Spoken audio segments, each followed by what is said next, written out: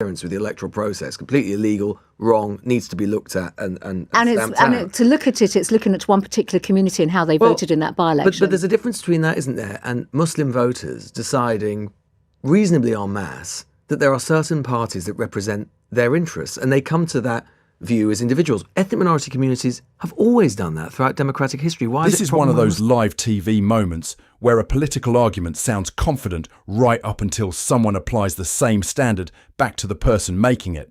Priti Patel enters the discussion over the recent by-election in Gorton and Denton, ready to defend her position. But then the questioning turns to consistency. If one political tactic or argument is unacceptable when your opponents use it, what happens when your own side appears to benefit from something similar? That is where this exchange gets interesting. Before we dive into the full story, comment where you're watching from.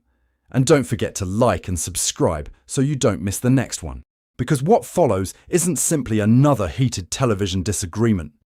Patel is pushed to explain what critics see as a glaring double standard. And the more the interviewer presses for a straight answer, the harder it becomes to escape the contradiction. Watch closely, because this is exactly where political talking points collide with the uncomfortable question of whether the same rules actually apply to everyone. Sign of weakness. Briefly, in other news, domestic news, lots of Labour pain in the Gorton by-election, of course, but isn't the other lesson of that by-election that if you want to oppose this government from the right in seats in urban northern England and similar, that you vote for a party getting 27% of the vote, i.e. Reform, not a minor party status in seats like this, yours, with 2%. So I think we have to remember that that particular constituency was Labour's sixth most safest seat. You know, we were not contenders in that by-election at all. The real issue about that by-election, the real story, is just the fact that people have lost faith in this government and in Keir Starmer. He's got no authority whatsoever. No faith in you in their place. I've made it quite clear to you that is not a Conservative seat where we were in contention. It is Labour's. Do better in it. It was Labour's sixth safest seat.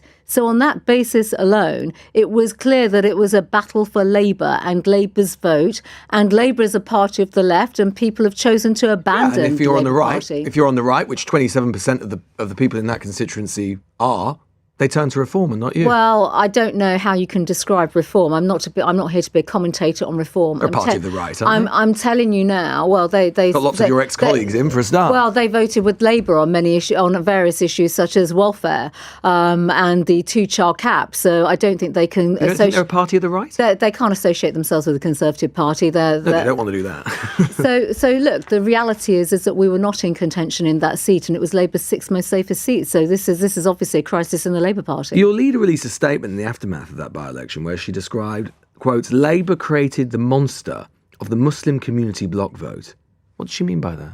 Well, she was pointing out to the sectarian voting that is clearly now taking place. Why is it sectarian? On the basis that it was very much targeted at particular... I mean, if you look at some of the tactics that the Green Party have used and all the rest of it, and the fact now that potentially the Electoral Commission are looking into the voting trends and patterns that took place in that constituency, Lewis, we should be concerned about that. We should, we live in a democracy, and that should be looked at. So I don't think we can overlook that issue whatsoever. No, nor should we. But aren't, Dame Priti, those two quite distinct things? Obviously, if there's been any interference with the electoral process, completely illegal, wrong, needs to be looked at and to look at it, it's looking at one particular community and how they voted in that by-election. But there's a difference between that, isn't there, and Muslim voters deciding reasonably en masse that there are certain parties that represent their interests, and they come to that view as individuals. Ethnic minority communities have always done that throughout democratic history. Why is it a problem when Muslims do it? Primarily in this particular case, because it's specific to this particular by-election, I think we should just recognise that. Camille was talking about something that happened more historically than that. She's talking about Labour created the monster of the Muslim community bloc because, of vote. course, they have recently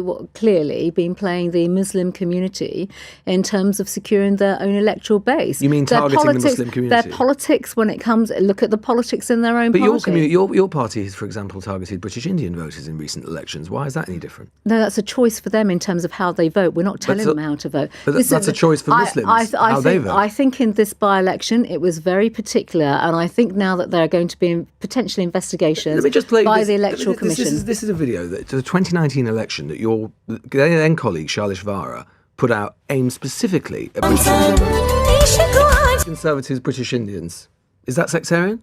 That is part of an election campaign, a national election campaign that all political parties And that's do. what the Green Party were doing, targeting I'm Muslim sure voters. you could have shown the one for the Labour Party that they probably ran in that election, and other I'm not political saying that parties it's as improper, well. but your leader is saying there's something here, improper about Lewis, targeting particular I think communities. we should absolutely say in this instance, this could potentially be looked at by the Electoral Commission in terms of voting patterns within the Muslim community. That is something not to be dismissed or taken lightly. I'm not and I think dismissing on that basis, until we see further details, which are now being questioned, the Labour Party has clearly been targeting, and we saw that during the last general election against the Gazan independents, and we know that they're incredibly insecure now as a political party, and they have been targeting the Muslim vote through their own national policies, such as different parties Palestine target two-state solutions. different votes. Historically, the Jewish vote, It Indian has vote. changed, Lewis. It has changed. You've seen that. You've seen that since the last general election, and the way the Labour Party in particular have been behaving around Gaza and their own voter base. And I think that was tantamount and paramount in this particular by-election. One final thing. And this is where the argument starts running into a serious consistency problem. The criticism being aimed at the Greens is that they supposedly appealed too directly to Muslim voters in Gorton and Denton, turning community concerns into an electoral strategy. Fine, that is a legitimate question to examine. But if targeting particular communities is suddenly evidence of something improper, then surely that standard has to apply across British politics. Political parties routinely tailor messages to different groups. Conservatives have produced material aimed at British Indian voters. Parties target pensioners on pensions, families on childcare, businesses on taxation, and younger voters on housing. That is called campaigning. So why should engaging Muslim voters automatically be framed as uniquely suspicious? And this is where Priti Patel's position deserves much tougher scrutiny. Either appealing to specific communities is a normal feature of democratic campaigning, or politicians need to explain exactly where the legitimate boundary is. You cannot simply change the standard depending on which community is being addressed or which party benefits. There is another problem with the outrage. Muslim voters are not some single political machine. They are individual voters with different priorities and political opinions. Treating an entire religious community as though it votes with one mind dramatically oversimplifies what actually happens at the ballot box. That is why this debate matters beyond one by-election. Democracy means politicians are allowed to compete for people's votes, and voters are allowed to support whichever party they believe represents their interests. If there is evidence that electoral rules were actually broken, investigate it. But that requires evidence, not suspicion, based simply on which community a campaign successfully reached.